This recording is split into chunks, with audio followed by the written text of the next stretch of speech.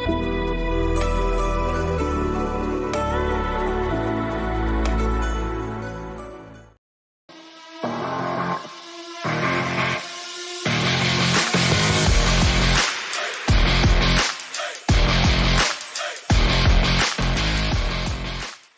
there, this is Bardic Insights. Specifically, I'm Kay, and they call me Tim. And we're here today to address I guess this came out, a year ago now, roughly? Roughly. It's a tag challenge created by Tekking 101, and it is it is a Tournament of Power from Dragonball Super challenge. Basically, the whole idea is that you are now the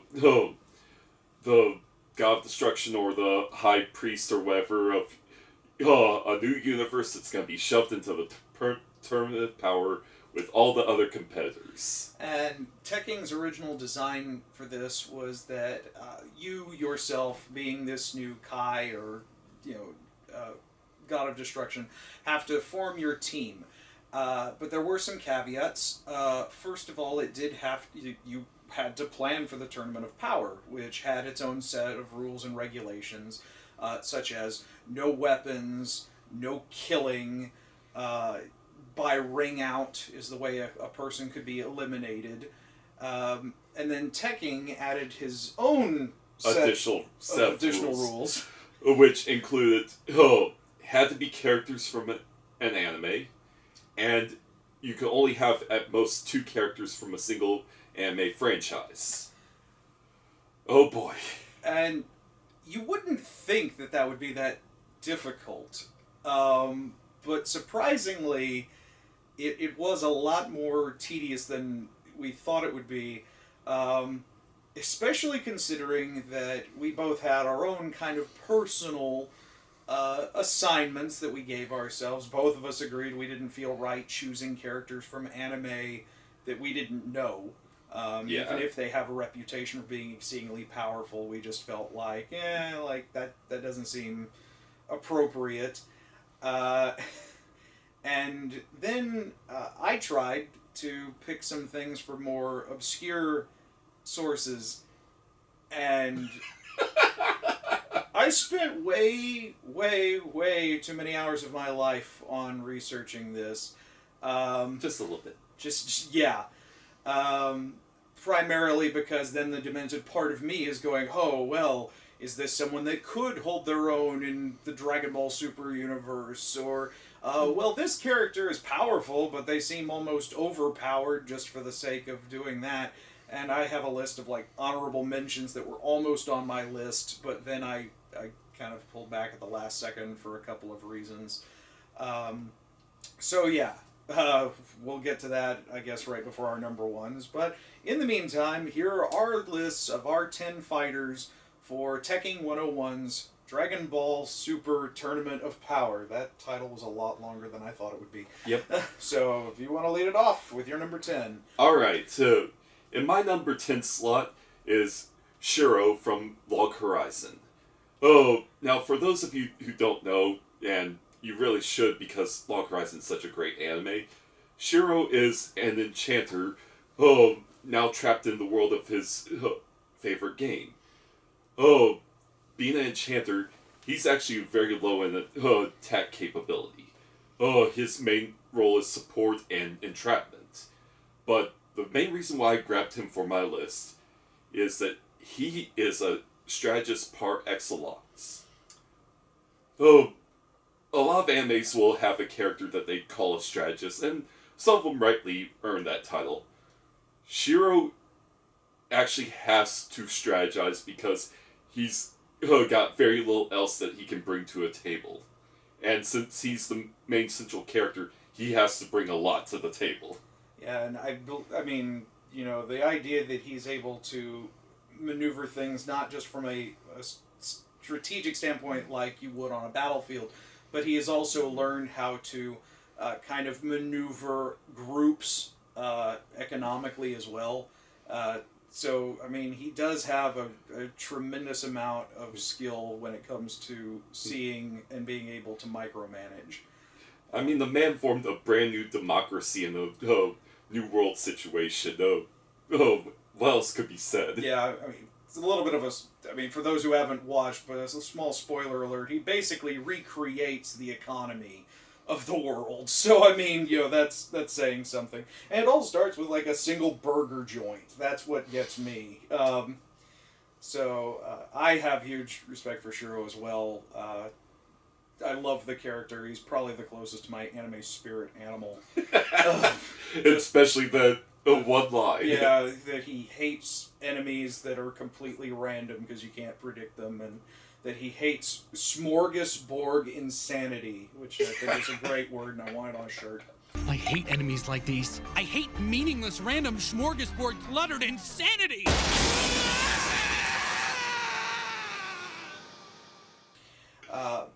For my number 10, and there's a little bit of an asterisk beside this, is I picked Morrigan Ainsland from Darkstalkers.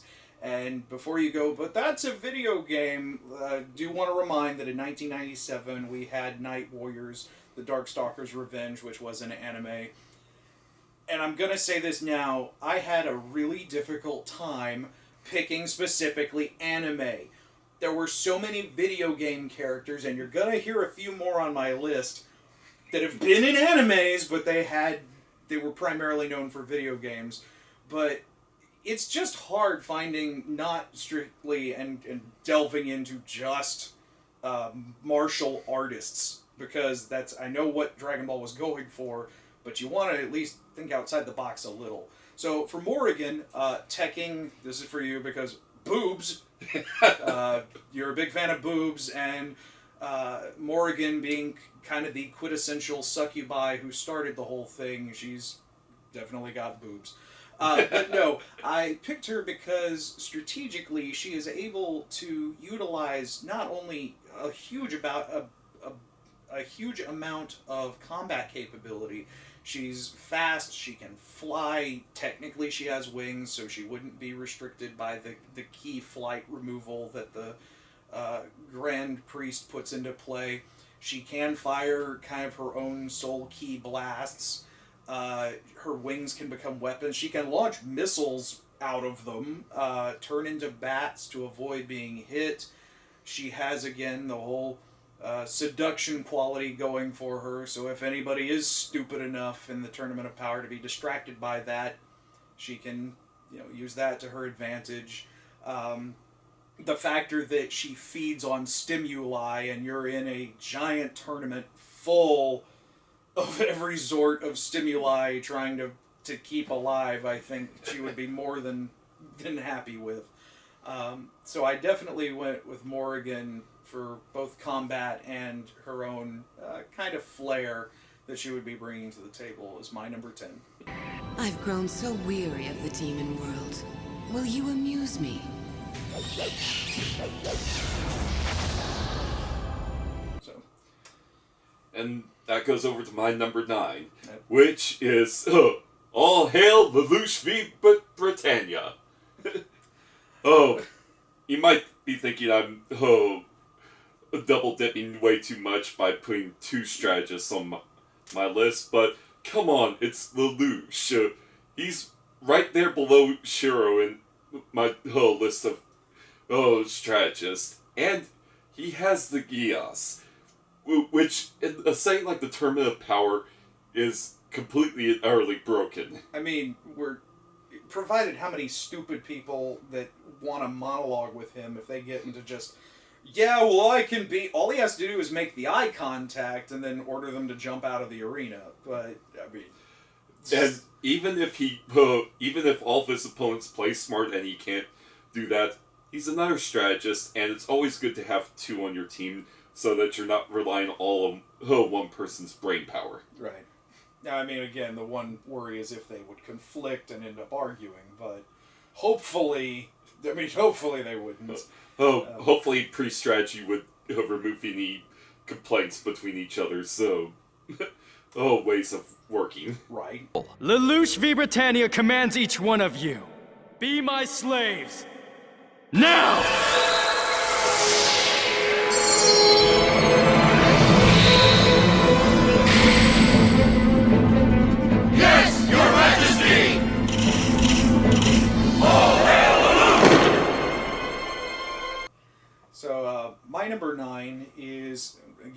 going to be known more for a video game, but it's Mewtwo from Pokemon.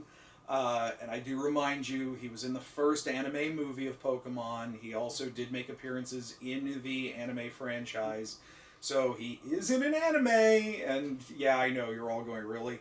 But my reason for picking Mewtwo was, Tekking kind of pointed this out in his video, but that telekinesis is a powerful thing when you can just lift somebody up and throw them out of the arena.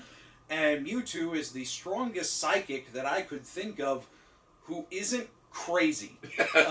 Now, sure, I mean, he had his issues with humanity, but those kind of get worked out. And I'm sure if you approached him and said, hey, the welfare of your entire universe is at risk, I get the feeling he would go ahead and be okay with joining. Some other Pokemon are considered stronger by the premise of Palkia and Dialga can manipulate time and space versus Mewtwo, who's just psychic. But, I mean, this is getting into a little bit of a tech problem, because at the same time, if we go by the stats in the video game, a la Death Battle seems to do, Mewtwo would be one of the strongest, and we do know in the manga he is able to fight easily against Deoxys, and he does show that he can take quite a pummeling in addition to being a powerful psychic. So the concept of being able to mind control your enemies, telekinesis them, he's got barriers, he can recover, he has access to a giant database of Pokemon moves due to just his DNA and having Mew in there. So there's a reason why in most tournament plays of Pokemon, he had to be restricted down to only one per team, because people would just stockpile their teams with 6 different Mewtwo's with different move pools. Right. I played professionally in the Wayback Machine back when all there was red and blue, and it was funny because that was all you ran into were teams of 6 Mewtwo, and that was when they first instilled the rule to say, okay, that's it, one of any given Pokemon, because it just became mind-numbing. So, but definitely Mewtwo, he's able to, he destroyed the island that the lab was located on without even really trying. I think he could hold his own significantly in the Tournament of Power, at least long enough, I don't think he'd have any major issue. Now, granted, most other anime characters, except for a few of them that we'll get to eventually, most of them aren't on constant tier with Dragon Ball Z. Yeah. But the key important thing is, can they survive long enough to make a significant difference? Yeah. And Mewtwo's definitely one of those cases. Yeah. This place has given me new life.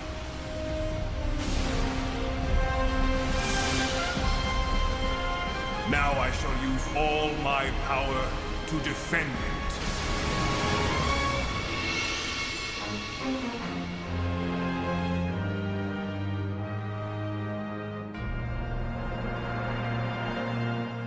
So, I guess back to you? Yep. For my number 3 is actually a very obscure one. Kozuke Ueki from Law of Ueki. For those of you who don't know, I won't go into too much detail because it's kind of a crazy series, but Ueki is the closest thing I will ever pick to dumb and in social situations, smart and battle strategy for this tournament. And that's because he's really good at that strategy, because his power, which is the obscure ability of turning trash into trees. Yeah. He still finds a way to make that combat effective. And let's face it, while that is a restriction because of it doesn't do a lot of damage, that also prevents him from accidentally killing anybody, which is a plus in the setting of the Tournament of Power. Yep. I mean, and then later, he does technically get access to a lot of the weird celestial stuff. Yeah, later on, too. All the celestial weapons, which do give him a boost in power, and his level 2 of his ability that lets him reverse things. Yeah, Yep. So, in case someone unleashes some huge monster form, he can reverse that back to their original states and be like, none of that. Yeah. I guess it's up to me to beat that twisted, misguided attitude out of you! Arch enemy!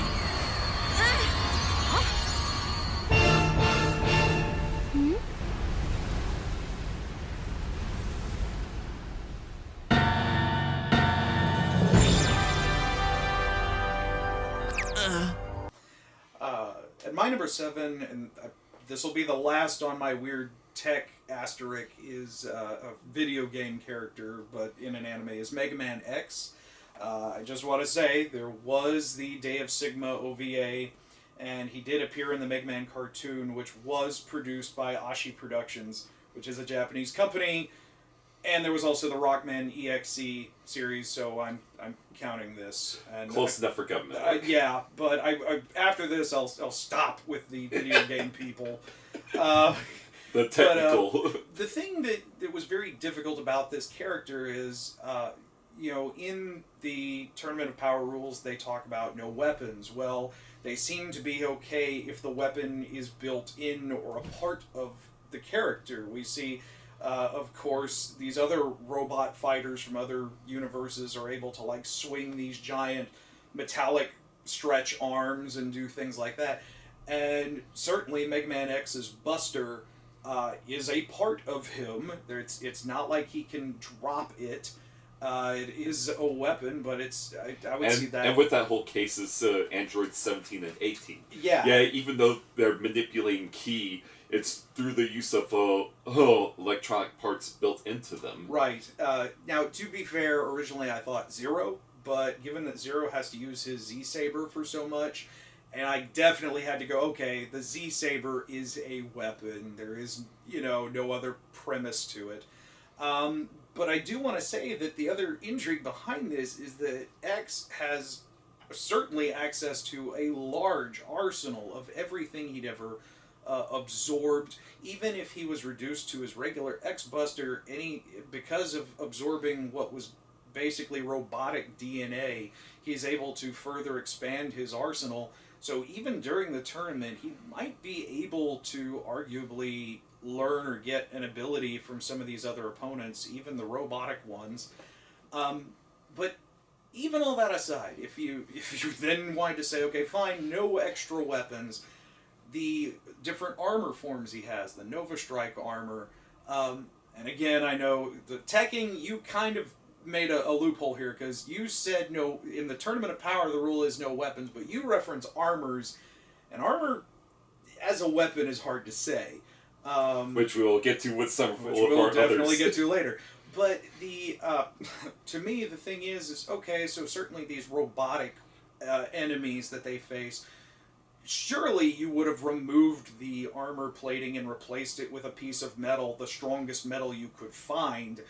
I mean, if you're in an armor, wouldn't you just go in there and pre-equip yourself, even if he couldn't necessarily summon the armor to him? Even if that's removed, X is still able to move exceedingly fast. He's got basically an unlimited battery pack that's more than capable of lasting out the time limit of the tournament. He can fight on his own. He's strong. He's durable. We see him fall. In some versions, he crashes through the atmosphere and treats it like nothing happened. So I definitely would say that X would be my number 7 contender. And, he's a good stand-in for my own representative of the robot race. Doctor, I'll use this power to fight for justice. To fight for hope.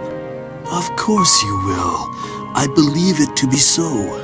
X, I want you to use that conscience of yours to fight for the people of the future. They will need someone like you to guide them. Doctor! Farewell, X. You are the world's one true hope.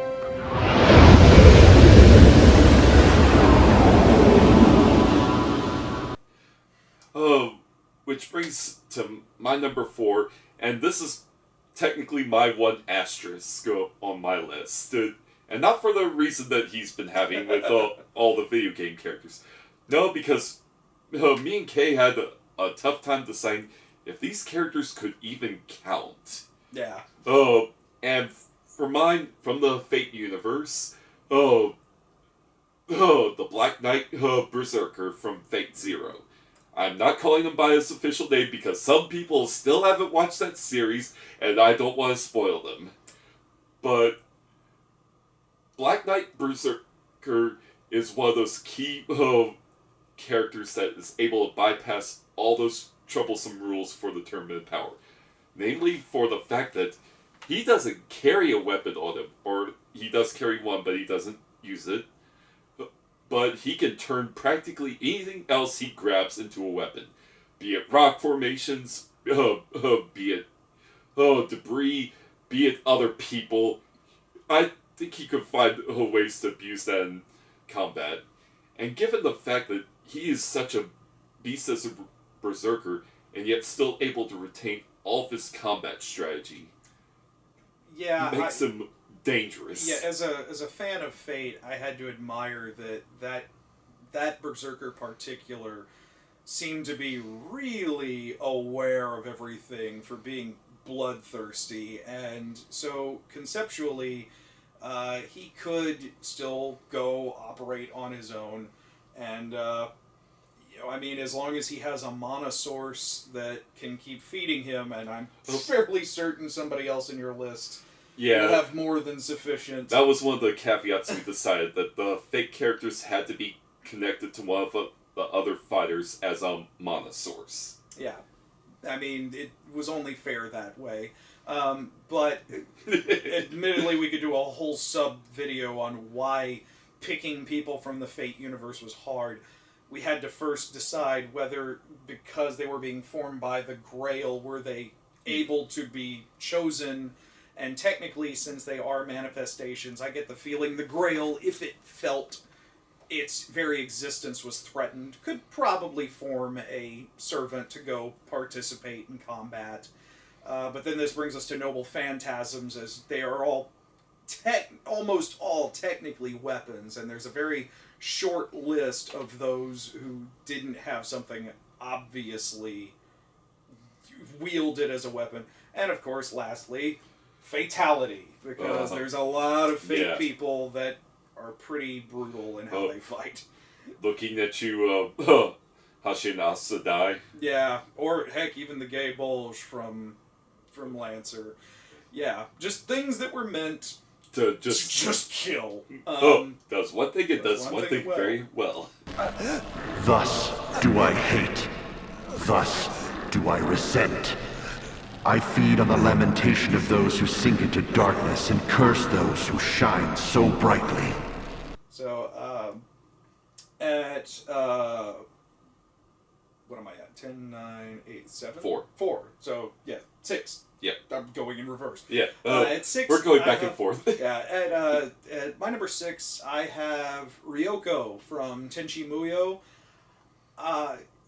This was one of my favorite anime growing up, and, Ryoko, as much as I may have been irked a little by Ryoko's behavior at times, Ryoko certainly did prove that she was a dedicated fighter. She was strong. She could crack concrete without even trying.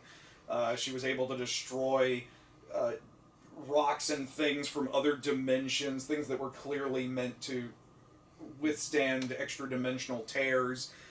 She could phase. She could form beam weaponry, fire blasts. She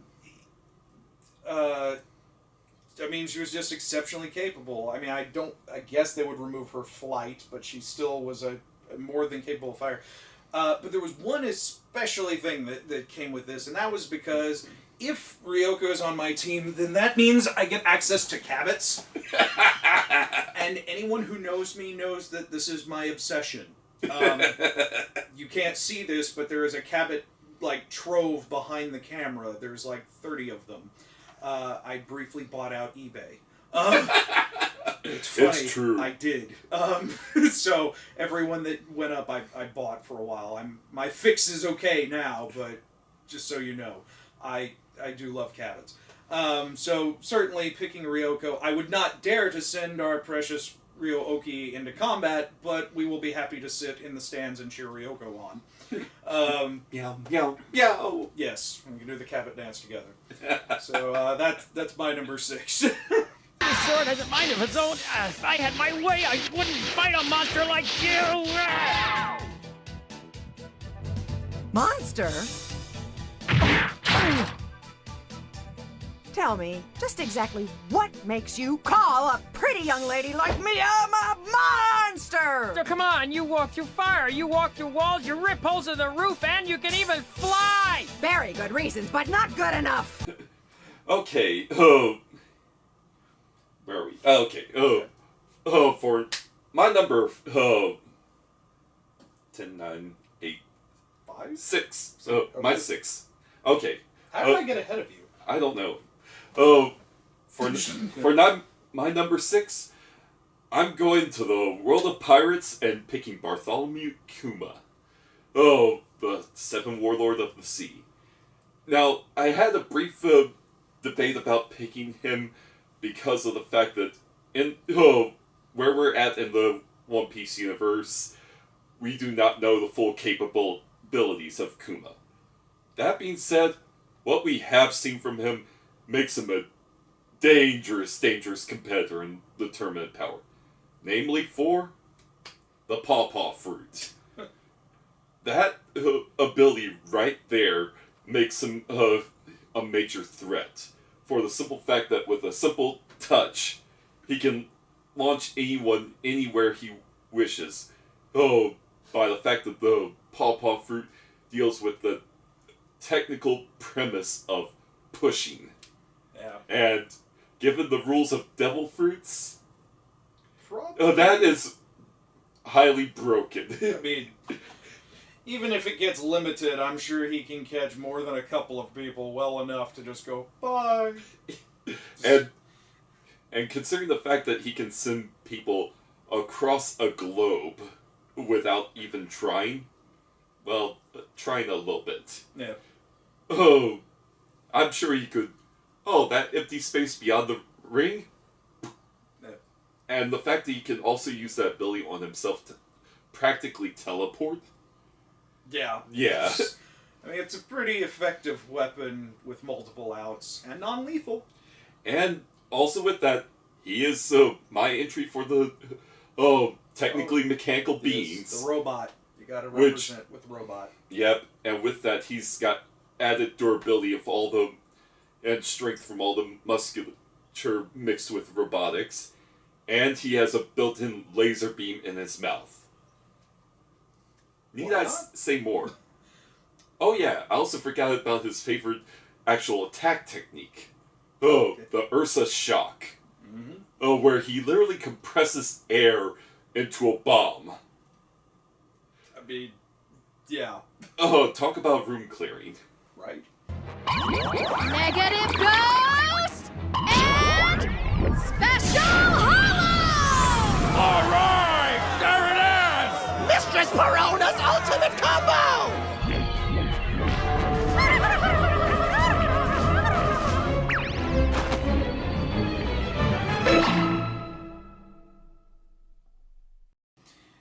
Alright. Well, I realized I was the one that miscounted. Now I'm on 6. But for my number 6, I am going for Sailor Jupiter from Sailor Moon. I think that the Scouts get a lot of flack. Even in the Tournament of Power, they kind of make fun of the whole power of love and friendship kind of deal. And yet, you really can't deny that a lot of the Senshi at their core are more or less also supposed to be kind of primal deities of their own elements. The ability to rewrite the cosmos and the universe. And that being said, Jupiter being the strongest martial fighter of the Senshi, she also doesn't have to rely necessarily on a weapon. I know it would have been easier to go well, yeah, I'll just pick Sailor Moon, but then we get into the whole, but is the silver crystal a weapon? All of her wands, and at least in Jupiter's case, none of that. Heck, even Saturn, the Death Glaive, but then again, Death Glaive kind of designed to kill, Pluto's time manipulation. But anyway, so Jupiter was kind of the hands-down pick for being a good martial fighter. It's kind of even alluded to, although not directly shown, how the primal control over electricity plus possibly tree, because of the oak connection, tree connection with, Jupiter. So, I mean, that was just my quick pick for this. And again, for you, Tekking, enjoy boobs. Although, she's technically underage, so be mindful. Yeah, yes. You can go back to looking at Morrigan, I'm sure. One other thing is, potentially at the end of Sailor Moon, after all went into the cauldron and came back out, the concept of lambda power, which I won't even list this as my, it's a definite, it's a thing, because it is left rather vague, but it's hinted that possibly all of the Senshi now have each other's abilities, or can at least tap into that. And if that was the case, well, then Jupiter can use Saturn's abilities or Pluto's abilities. She just doesn't need the weapon. And if that was the case, if we're removing all, quote, unique factors about power from each Senshi, then pick the one that has the most martial capability. Why not? That's where the factor of the 2 per franchise became important, because otherwise, just pick every Senshi in that case, almost. Because then you got multiple fighters all sharing the exact same capability. Yeah. I am the pretty guardian who fights for love and for courage. I am Sailor Jupiter. I'll fill you with regret. It'll leave you numb.